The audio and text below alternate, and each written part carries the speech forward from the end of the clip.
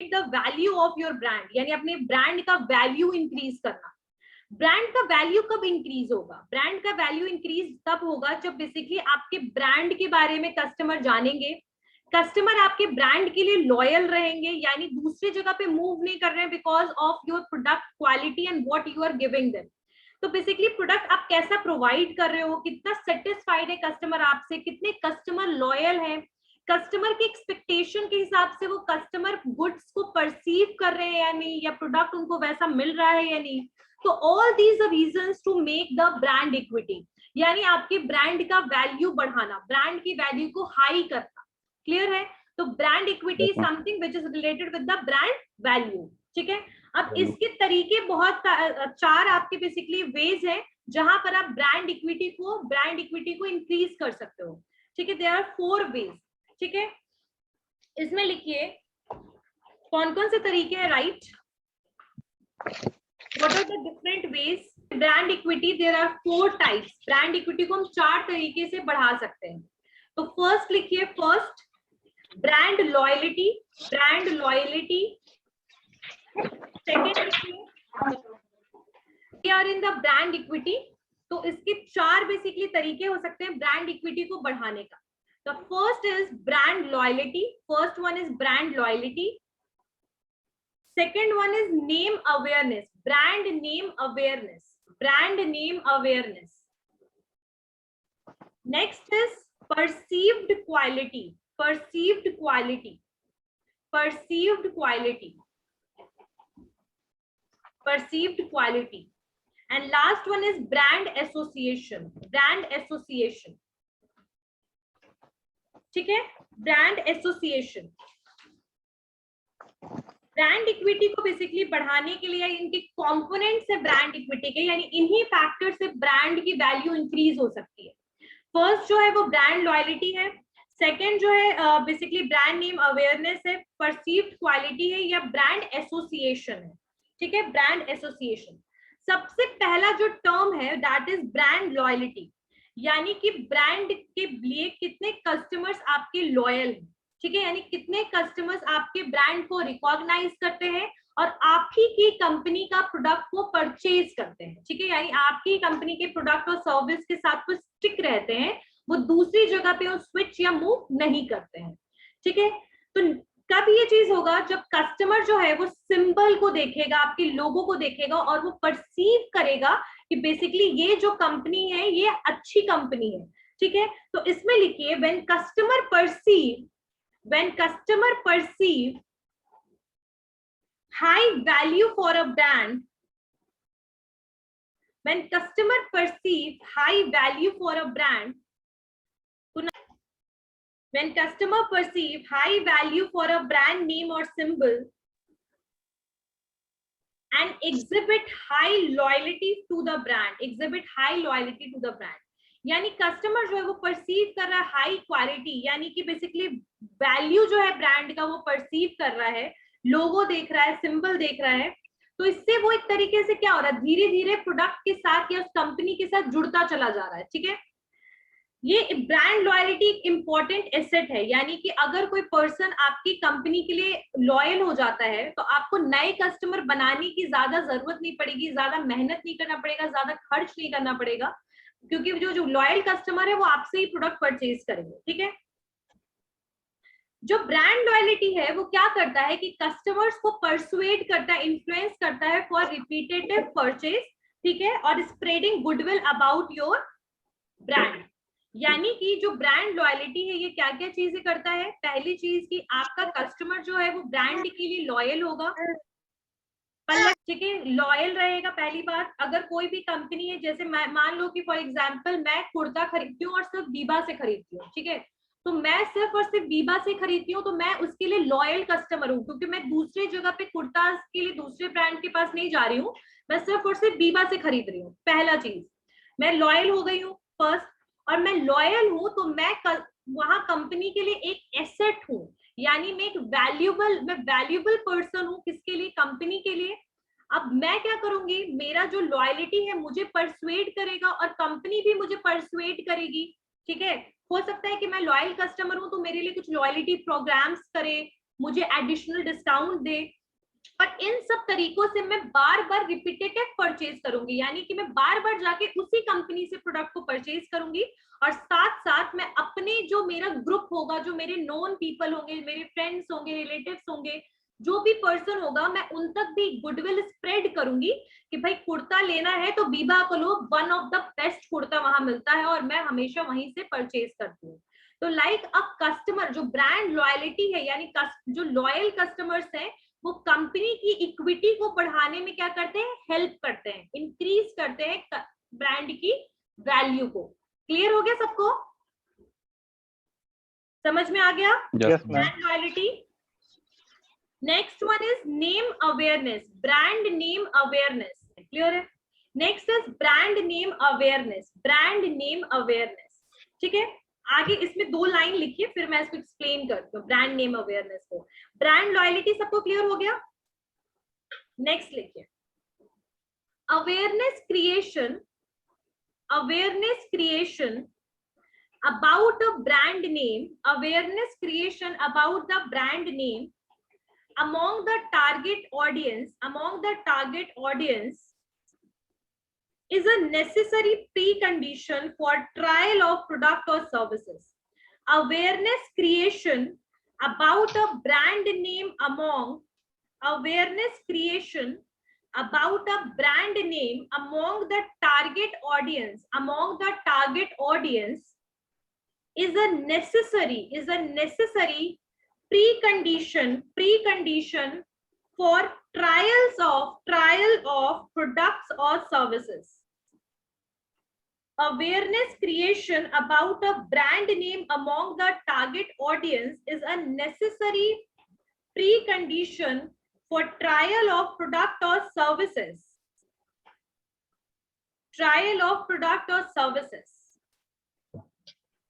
Customer rarely purchase unknown brands. Customer rarely purchase unknown brand. Customer rarely purchase unknown brand. Customer rarely purchase unknown brands. जब हम brand name awareness की बात करते हैं तो यहाँ पर कोई भी जो कंपनी है उसको अपने ब्रांड नेम के बारे में या अपनी कंपनी के बारे में इंफॉर्मेशन कस्टमर तक पहुंचाना जरूरी है। मैं एग्जांपल के लिए मान लो कि मैंने कोई प्रोडक्ट बनाना शुरू किया, मान लो मैंने हैंडबैग्स बनाना शुरू किया, ठीक है। अब हैंडबैग्स के ऑलरेडी बहुत सारे ब्रांड है, लेवी है, बैगेट है ना, कैप्रिस है, there are multiple brands of bags, right. Khadim's हो गया, बाटा हो गया, जो बेसिकली सैंडल्स एंड फुटवेयर्स के अलावा भी बैग्स बनाते हैं। तो there are multiple competitors in the market. Why customer is going to purchase your product? क्यों कस्टमर प्रोडक्ट को खरीदेगा? कस्टमर आपके प्रोडक्ट को तभी खरीदेगा जब आप दूसरे जो बेसिकली ब्रांड के प्रोडक्ट प्रोवाइड हो रहे हैं उससे आप थोड़े डिस्टिंक्ट प्रोवाइड कीजिए, या आप कस्टमर को परसुएट कीजिए कि वो आपके प्रोडक्ट को खरीदे। अब इसके लिए नाम होना जरूरी है। अब जैसे आपकी कंपनी का नाम ही नहीं है, कंपनी का गुडविल ही नहीं है मार्केट में, कोई कैसे खरीदेगा? तो आपको एक्सपेरिमेंटल वाला काम करना है, यानी कि आपको दूसरे कंपनी जो है वो मान लो कि 1500 2000 से बैग्स का रेट स्टार्ट कर रहे हैं, तो आप थोड़ा सा लेस प्राइस के बैग्स बनाइए, ठीक है। पहले कस्टमर को इन्फ्लुएंस कीजिए, लेस मार्जिन रखिए ताकि कस्टमर आपके प्रोडक्ट को खरीदे, ट्राई करे, अडॉप्ट करे, ठीक है, ट्रायल करे यानी परचेज करे। या फिर आप कुछ डिस्काउंट दे दीजिए, हेवी डिस्काउंट दे दीजिए, लाइक 1000 रुपीज में आपने 50% डिस्काउंट दे दिया तो 500 का ही बैग पड़ रहा है। तो अगर दूसरे ब्रांड के कंपैरिजन में आपके बैग्स जो होगा वो ब्यूटीफुल डिजाइन का होगा, अच्छा होगा बाय लुक वगैरह, और उसके बाद भी आप उनको डिस्काउंट दीजिएगा, एक इन्फ्लुएंसिंग फैक्टर होता है डिस्काउंट और कुछ बेनिफिट्स। इससे क्या होगा, धीरे धीरे आपके ब्रांड का नाम लोगों तक पहुंचेगा। आपकी टारगेट ऑडियंस, मान लीजिए मैंने बैग का काम जो है वो पटना में शुरू किया, तो मेरे लिए टारगेट ऑडियंस क्या कौन होगी? पटना होगा सबसे पहले। तो मैं पटना में क्या करूंगी, मैं बैग्स बना रही हूँ और मैं उन लोगों को, मतलब अपने कस्टमर्स को जो पटना के हैं उन तक मैं अपने नाम को बेसिकली नेम अवेयरनेस करा रही हूँ, यानी लोग मेरे ब्रांड के बारे में जाने और कस्टमर जो है वो मेरे ब्रांड के प्रोडक्ट को खरीदे। और इस खरीदने के लिए मैं उनको कुछ ऑफर्स वगैरह दे दूंगी, डिस्काउंट्स वगैरह दे दूंगी, ठीक है। उनको इन्फ्लुएंस करूंगी कि मेरे प्रोडक्ट को खरीदो, ठीक है। मैं उसके बारे में, प्रोडक्ट के बारे में एक्सप्लेनेशन दे सकती हूँ। तो इस तरीके से मैं अपने ब्रांड का नाम करूंगी। अगर मेरे ब्रांड का नाम नहीं होगा, यानी कि अगर लोग धीरे धीरे उसको अडॉप्ट नहीं करेंगे और एक टाइम के बाद मेरे ब्रांड का नाम एज सच मार्केट में नहीं है, तो उस केस में कस्टमर मेरे प्रोडक्ट को परचेज नहीं करेंगे। तो मुझे सबसे पहले कंपनी जब मैं स्टार्ट करती हूँ तो सबसे पहले मुझे एडवर्टीजमेंट पे बहुत ज्यादा फोकस करना है, ठीक है, लोगों को अवेयर कराना है अपने ब्रांड के बारे में, ठीक है, क्लियर हो गया। नेम अवेयरनेस में यानी अपने नाम, अपने ब्रांड का नाम के बारे में मुझे कस्टमर को बताना है। जैसे जैसे मेरे अवेयरनेस हो जाएगा नाम का, या ब्रांड का अवेयरनेस हो जाएगा, ब्रांड के नाम सब जानने लगेंगे, वैसे वैसे परचेजिंग जो है वो इंक्रीज होने लगेगा। एग्जाम्पल के तौर पे बहुत सारी ऐसी कंपनीज है जो वो मार्केट में एंटर होती है तो उनका एज सच नाम नहीं होता। सनफिस्ट बिस्किट ले लीजिए, उनका नाम नहीं था, लेकिन धीरे धीरे बिकॉज ऑफ जैसे उन्होंने एडवर्टीजमेंट करना शुरू किया, लोगों ने ट्राई करना शुरू किया, अडॉप्ट करना शुरू किया, दूसरे प्रोडक्ट से बेनिफिशियल लगा ये प्रोडक्ट को परचेज करना, वैसे उसका ब्रांड नेम हो गया, मतलब अवेयरनेस हो गया। अभी जैसे बहुत सारी कंपनीज हैं, लक्स, लाइफ बॉय, फिर टू हिमालय, ये सारी चीजें क्या है, हम लोग को नाम से ही पता लग जाता है कि ये कौन सी चीज में डील करते हैं। बाटा सुना, खादिम सुना, लेवी सुना, तो इन सब नाम को सुनते के साथ we are able to describe that they are dealing with which product, right. तो बेसिकली यही होता है एक ब्रांड नेम अवेयरनेस, आपके नाम को जानते के साथ आपके प्रोडक्ट के बारे में कोई भी पर्सन, कोई भी कस्टमर समझ जाए। क्लियर हो गई बात, brand name awareness. Okay, next point is perceived quality. Perceived quality, perceived quality. See, एक पॉइंट मैं तुम लोग को इससे पहले समझाना चाहूंगी कि देखो, कस्टमर जो होता है ना, वो जितना ज्यादा ब्रांड का इक्विटी हाई होता है, कस्टमर का एक्सपेक्टेशन भी उस ब्रांड को लेकर उतना ही हाई होता है। आई बात समझ में? यानी जितना ज्यादा ब्रांड का गुडविल मार्केट में है, वैल्यू मार्केट में है, उतना ही ज्यादा एक्सपेक्टेशन भी ब्रांड को लेकर हाई रखोगे। एग्जाम्पल के तौर पे when I am talking about Apple, मेरा दिमाग में सीधे क्वालिटी और टेक्नोलॉजी के बारे में बात आ जाएगी। लाइक एप्पल का नाम सुना, क्वालिटी मेरे दिमाग में आ गया, भाई मैं एक्सपेक्ट करे लगूंगी कि भाई एप्पल का फोन है, हैंग नहीं करना चाहिए, उसकी स्क्रीन स्ट्रांग होनी चाहिए, स्लीक होना चाहिए, कन्वीनियंस होना चाहिए, बहुत सारी चीजें मैं अपने आप एक्सपेक्ट करना शुरू कर दूंगी कंपनी के साथ। तो आपने क्या एक्सपेक्ट किया और आपको बेसिकली कंपनी ने क्या प्रोवाइड किया, उसमें जो डिफरेंस आता है कि जैसे आपने कुछ परचेज कर लिया और उसके बाद आपको लगा कि अरे मैंने जो एक्सपेक्ट किया था वो एक्चुअली मुझे प्रोडक्ट से नहीं मिल रहा है, तो उस केस में डिससेटिस्फैक्शन होता है, या फिर कह सकते हैं कि आप प्रोडक्ट की लॉयलिटी डिक्रीज होती है। तो यहाँ जब हम परसीव्ड क्वालिटी की बात करते हैं, तो कोई भी वेल नोन ब्रांड जो है, यानी कि जो भी ब्रांड का नाम है, इक्विटी है, वो हमेशा एक इमेज अपना, हमेशा एक गुड इमेज बनाने की कोशिश करेगा, यानी अच्छा इमेज बनाने की कोशिश करेगा। क्लियर है? किस चीज से रिलेटेड? क्वालिटी से रिलेटेड, ड्यूरेबिलिटी से रिलेटेड, ठीक है। कस्टमर जो है बेसिकली वो क्वालिटी को बेसिकली जज करने की जरूरत उसको नहीं पड़ेगी, वो बेसिकली मतलब बोल सकते हैं ना कि 100% जजमेंट करने की जरूरत नहीं पड़ेगी, वो पास्ट एक्सपीरियंस वगैरह देखेगा, वो पहले ही जज कर लेगा कि आपका जो प्रोडक्ट है आप किस क्वालिटी का प्रोवाइड कर रहे हो, ठीक है।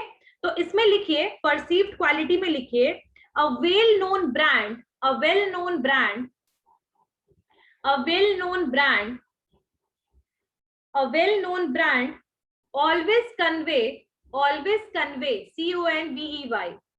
always conveys an image of good quality, durability of products and services.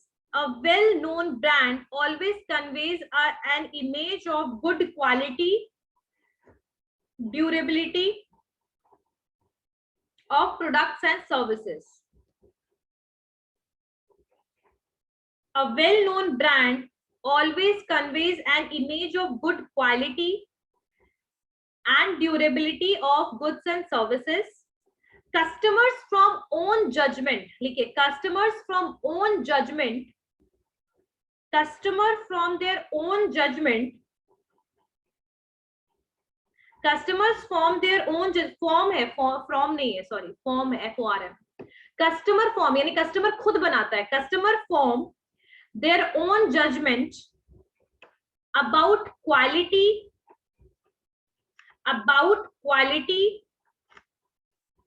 and got influence.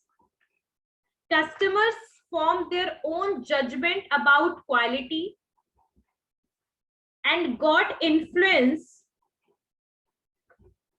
for purchasing that particular goods and services and got influence to purchase decision या purchasing the goods and services, purchasing goods and services.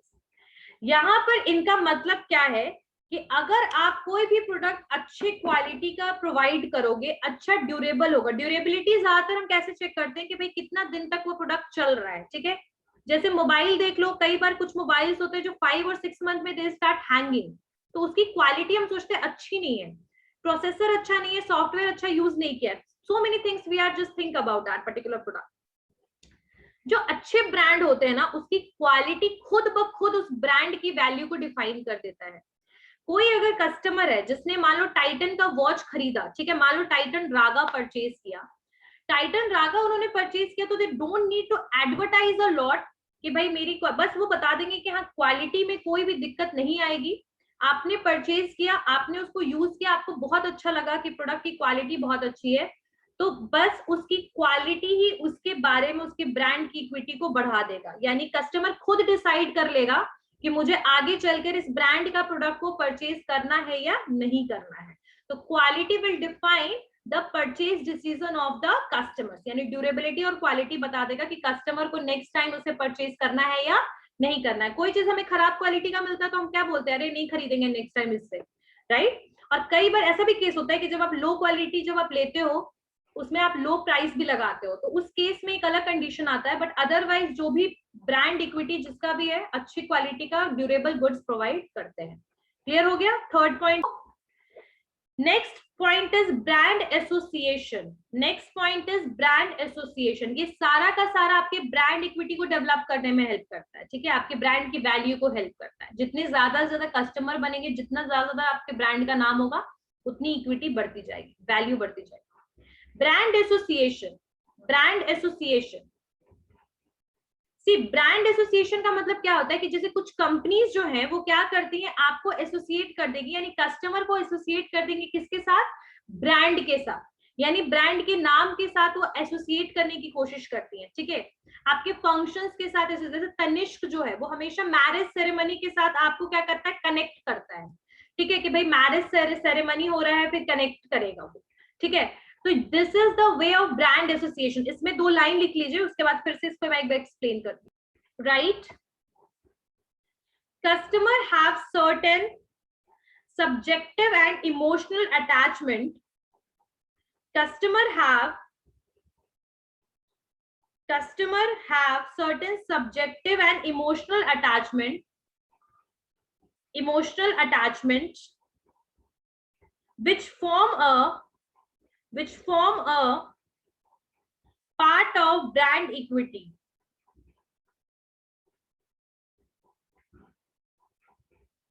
Which form a part of brand equity.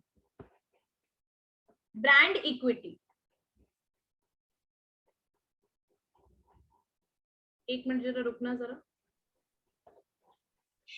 Customers have certain subjective and emotional attachment which form a part of the brand equity. यानी brand equity को form करने में help करता है. जैसे कि क्या क्या चीजें करती है कंपनी. कई बार कंपनी जैसे कुछ रिंगटोन्स वगैरह बनाती है, आपने सुना होगा सबके सिग्नेचर रिंगटोन है. नोकिया का भी एक रिंगटोन होता था सिग्नेचर, जैसे सुनते थे एक फीलिंग आती थी कि हाँ ये नोकिया ही ब्रांड है, राइट. जैसे मतलब कुछ सिग्नेचर आपने रिंगटोन्स वगैरह बनाया. ठीक है, और भी चीजें हो सकती है, जैसे ब्रिटानिया है, उसमें एक बच्ची को बना दिया. ठीक है, अमूल है, उसमें एक बच्ची को दिखा रहे हैं लोगो में, like Amul is for children also. इसमें आइसक्रीम्स वगैरह भी अवेलेबल है. एक टैगलाइन भी बनाते हैं, टैगलाइंस वगैरह यूज कर रहे हो आप. हाँ, जिंगल्स वगैरह यूज कर रहे हो, एक अटैचमेंट बना रहे हो आप, स्टेटमेंट्स यूज कर रहे हो. ठीक है, जैसे एक होता है ना अपना LIC, जीवन के साथ भी जीवन के बाद भी. एग्जैक्टली है ना. और आपके कुछ बैंक्स होते हैं, अपना बैंक जिसका स्टेटमेंट होता है. तो एक तरीके से इमोशनली कस्टमर्स को अटैच करने की कोशिश करते हैं. ठीक है, तो they are using jingles, statements, logos, various kind of logos, pictures. ठीक है, एनिमेटेड थिंग, बहुत बार एनिमेटेड के थ्रू दिखाते हैं वो चीजों को. तो these are the way to basically associate the customer with the brand. यानी कस्टमर को ब्रांड के साथ जोड़ने का तरीका है कि वो बेसिकली इमोशनली ब्रांड के साथ अटैच हो जाए. क्लियर हो गया ना. Yes, ma'am. समझ में आ गया सबको? ठीक है, अब नेक्स्ट आइए ब्रांडिंग स्ट्रैटेजी में। ब्रांडिंग स्ट्रैटेजी, जो ब्रांड की स्ट्रैटेजी वगैरह था, ब्रांड नेम सिलेक्शन तो समझ में आ गया था, brand name selection, brand image, branding strategies में आइए। सी ब्रांडिंग स्ट्रैटेजी मैं नहीं लिखवाऊंगी, प्रोडक्ट ब्रांडिंग स्ट्रैटेजी। तो बेसिकली प्रोडक्ट ब्रांडिंग स्ट्रैटेजी में क्या होगा कि कस्टमर का जो परसेप्शन है या इंफॉर्मेशन जो प्रोसेसिंग है, ठीक है, कंपनी बिलीव करता है कि बेसिकली हमें कस्टमर्स के माइंड में प्रोडक्ट का एक अलग पोजीशन और आइडेंटिटी को फिक्स करना है, प्रोडक्ट के बारे में एक अलग आइडेंटिटी, यानी अगर 2, 3, 4 ब्रांड है तो आपके प्रोडक्ट के बारे में कस्टमर की थिंकिंग और परसेप्शन बिल्कुल अलग सेट हो। ठीक है, यहाँ पर जो है एक सक्सेसफुल ब्रांडिंग प्रोग्राम वगैरह आप कर सकते हो। ठीक है, और कंसेप्ट होगा सिंगुलैरिटी पे। अब एग्जाम्पल के लिए ये बेसिकली किस चीज पे फोकस करेंगे, जैसे एग्जाम्पल के लिए कौन कौन सी कंपनीज ऐसा करती है, जैसे हिंदुस्तान यूनिलीवर है, हिंदुस्तान यूनिलीवर हो गया, प्रॉक्टर एंड गैम्बल हो गया, ये सारी प्रोडक्ट स्ट्रैटेजी पे काम करती है, यानी इनका जो एम है वो अलग अलग प्रोडक्ट के बारे में अलग अलग ब्रांडिंग करना, यानी अलग अलग एडवर्टीजमेंट करना। एग्जाम्पल के लिए एरियल जो है, टाइड है, ये सारा पीएनजी में आता है, प्रॉक्टर एंड गैम्बल में, लेकिन एरियल के लिए वो अलग एडवर्टीजमेंट करते हैं। ठीक है, टाइड के लिए वो अलग करते हैं, यानी कि इनका जो बेसिकली जो कंसर्न होता है वो ओवरऑल पेरेंट कंपनी को एडवर्टाइज करना नहीं होता है, इनका जो मेन टर्म होता है वो होता है कि भाई जो पर्टिकुलर प्रोडक्ट्स हैं विद इन द ब्रांड उनको एडवर्टाइज करो, उनकी एडवर्टीजमेंट करो, उनका आइडेंटिटी बनाओ। जैसे एरियल के बारे में आप जैसे सोचते हो, एरियल और टाइड दोनों पीएनजी का है, लेकिन जब परसेप्शन की बात होगी तो एरियल के लिए आप अलग सोचते होगे, टाइड के लिए आप अलग सोचोगे।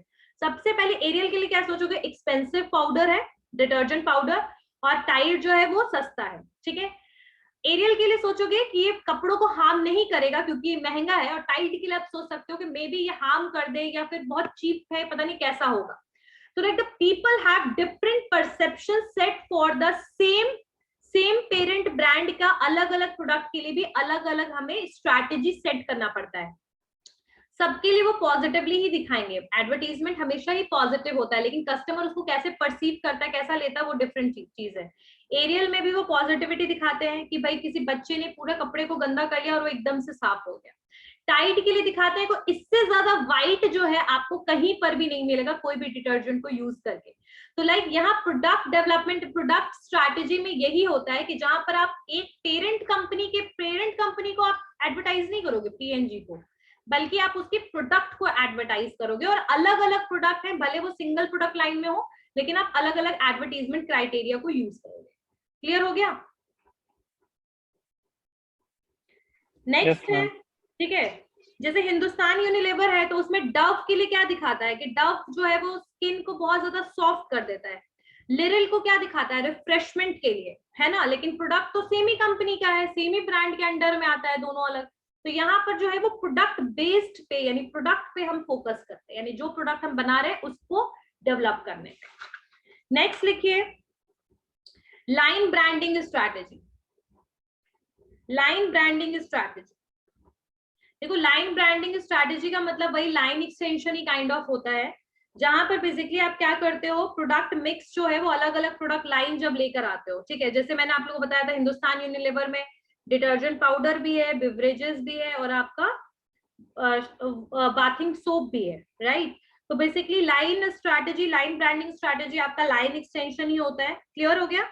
जब हम लाइन को इंक्रीज करते जाते हैं, बेसिकली एक ब्रांड के अंडर हम जब लाइंस को, यानी प्रोडक्ट लाइन को हम इंक्रीज करते हैं, तो that is a line branding strategy.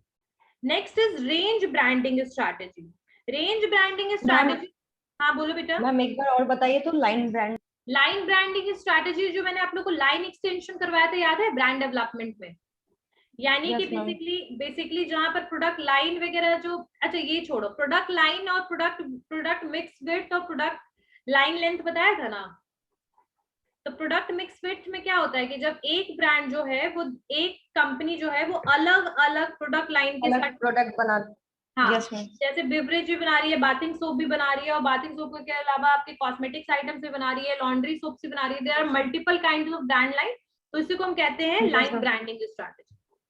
Clear है? Yes ma'am.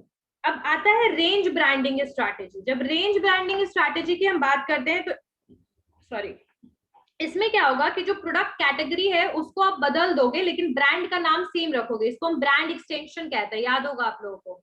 जैसे मैगी के लिए मैंने यूज किया था कि मैगी का सूप है, मैगी का आपका वो है, क्या बोलते हैं उसको, मैगी सूप हो गया। मैगी तो अपने आप एक नूडल्स भी है, मैगी का आपका टोमेटो सॉस भी है, मैगी का आपका मसाला भी है। अब इस चीज को क्यों यूज करते हैं रेंज ब्रांडिंग स्ट्रैटेजी को? तो इसका रीजन जो है, रेंज ब्रांडिंग स्ट्रैटेजी का सबसे बड़ा रीजन है, इसको तो ब्रांड एक्सटेंशन कहते हैं, लिख लेना ब्रांड एक्सटेंशन ब्रैकेट में, ठीक है। यहाँ पर जो है मैम इसमें भी, इसको भी तो ब्रांड लाइनिंग कह सकते हैं ना ब्रांड लाइन जो मैम। होता है आप बेसिकली, देखो ब्रांड लाइन एक ही सेम प्रोडक्ट है जिसका नाम क्या है, मैगी। मैगी का ब्रांड ऑलरेडी नाम ही है, बहुत लोग जानते हैं, रिनाउंड है, गुडविल है। उसी गुडविल को यूज करते हुए हम दूसरा प्रोडक्ट को भी लेकर आ रहे हैं मार्केट में, ठीक है। यानी कि हम सॉस लेकर आ रहे हैं तो सॉस का नाम हम कुछ अलग बदल के नहीं रख रहे हैं। नेस्ले का मैगी है, पता है सबको, पेरेंट कंपनी नेस्ले है। मैगी नूडल्स लेकर आया तो वो चाहता तो सॉस का नाम बदल सकता था, सॉस का नाम बदल लेता, मसाले का नाम बदल लेता, लेकिन उसने मैगी ही ब्रांड नाम क्यों चूज किया? बिकॉज ऑलरेडी मार्केट में उनका गुडविल एग्जिस्ट करता है, ठीक है। इसीलिए दूसरे प्रोडक्ट भी जो आप लेकर आ रहे हो, और इसमें एक चीज और है कि जो दूसरा प्रोडक्ट लेकर भी आ रहे हो वो बेसिकली आपकी कोर प्रोडक्ट, आपका कोर प्रोडक्ट कौन है यहाँ पर, मैगी नूडल्स है। जो मैगी नूडल्स स्टार्टिंग से आपके प्रोडक्ट कोर प्रोडक्ट में चेंजेस नहीं आएगा, यानी आपका मैगी है जो वो आता रहेगा, मैगी नूडल्स आता रहेगा। बहुत लोग मैगी नूडल्स भी नहीं बोलते हैं, बोलते हैं ना मैगी दे दीजिए, बोलते हैं ना मैगी दे दीजिए, because that is a core product, ठीक है। वही उसी की वजह से मैगी का नाम है, नूडल्स की वजह से। और उसी हाँ बोलो मैम एक रेंज ब्रांडिंग स्ट्रैटेजी सबको क्लियर हो गया कि बेसिकली इसमें जो ब्रांडिंग हो रहा है इसको ब्रांड एक्सटेंशन कहते हैं। और जो प्रोडक्ट कैटेगरीज है वो उसमें प्रोडक्ट कैटेगरी बदल जाएगा, यानी कि प्रोडक्ट की कैटेगरी अलग अलग है, जैसे सॉस है, मैगी मसाला वगैरह, लेकिन ब्रांड का नाम सेम रहेगा, ठीक है। और इसमें वो अलग अलग रेंज के प्रोडक्ट को कैरी करेगा, जैसे नूडल, सॉस, सूप, मसाला। और जो रेंज है वो अलग अलग एक्सपर्टाइज को शो करेगा, लाइक फास्ट फूड है, सारा कुछ फास्ट फूड में यूज होता है, आपका सॉस भी फास्ट फूड में यूज होता है, सूप भी फास्ट फूड है, ठीक है। और जो लाइन ब्रांडिंग है वही प्रोडक्ट कंसेप्ट पे ही, उसी पे डिपेंड करता है कि लाइक आप एक ही ब्रांड का नाम यूज करके जब अलग अलग प्रोडक्ट कैटेगरी लाते हो तो उसको रेंज, बेसिकली हम रेंज ब्रांडिंग स्ट्रैटेजी कहते हैं। जैसे हिमालय है ना, तो हिमालय के मेडिसिन भी आते हैं, हिमालय का स्किन केयर प्रोडक्ट भी आता है, याद होगा आपको, हिमालय का आपका काजल भी आता है, लिप बाम भी आता है, सो मेनी थिंग्स का हिमालय सबसे बेहतर है जॉनसन, जॉनसन के साथ सारे चीज आते हैं, सब कुछ वही वाला एग्जांपल हो जाएगा। क्लियर हो गया ना? Yes ma'am. नेक्स्ट इंटरेस्टिंग है, अम्ब्रेला ब्रांडिंग स्ट्रैटेजी में लिखना है कि the company name is the brand name to selling all the product, ठीक है। All the various kind of product को सेल करने के लिए कंपनी का नाम ही को यूज किया जाएगा, कोई ब्रांड नेम बनाया नहीं जाएगा, ठीक है। नेक्स्ट जो है that is double branding strategy. Double branding strategy में कंसेप्ट आता है कि कंपनी का नाम और ब्रांड का नाम हम दोनों को ही जोड़ करके बेसिकली ब्रांडिंग करेंगे। जैसे कि आपका पल्सर, किसका है पल्सर? बजाज का। तो बजाज जो है वो कंपनी का नाम है, पल्सर उसके अंदर ब्रांड है या उसके अंदर एक प्रोडक्ट नाम है, प्रोडक्ट नेम है।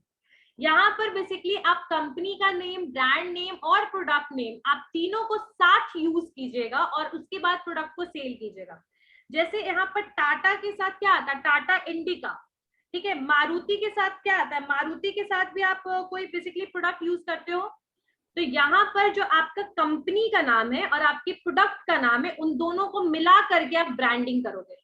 जैसे बहुत लोग पल्सर नहीं बोलेंगे, बजाज का पल्सर, ठीक है। तो यहाँ पर दो नाम का हम यूज करते हैं, प्रोडक्ट के नाम का भी और साथ साथ कंपनी के नाम का भी, एडवर्टीजमेंट के। क्लियर हो गई बात? आपके बुक में भी गिवन है, एक है आपका टाटा बजाज पल्सर लिख सकते हो, टाटा इंडिका लिख सकते हो, यानी टाटा जो है वो कंपनी का नाम है और इंडिका प्रोडक्ट का नाम है, यानी उस मॉडल का नाम है, लेकिन दोनों को मिलाकर हमने ब्रांडिंग किया। बजाज कंपनी का नाम है और पल्सर प्रोडक्ट का नाम है, दोनों को मिलाकर हमने ब्रांडिंग किया, ठीक है। तो इसमें हम कह सकते हैं कि जो प्रोडक्ट, ब्रांड नेम और कंपनी नेम, इसमें यहाँ टिक कर लो, the product, brand name and company name is associated to create the double branding, इसको हम डबल ब्रांडिंग कहते हैं।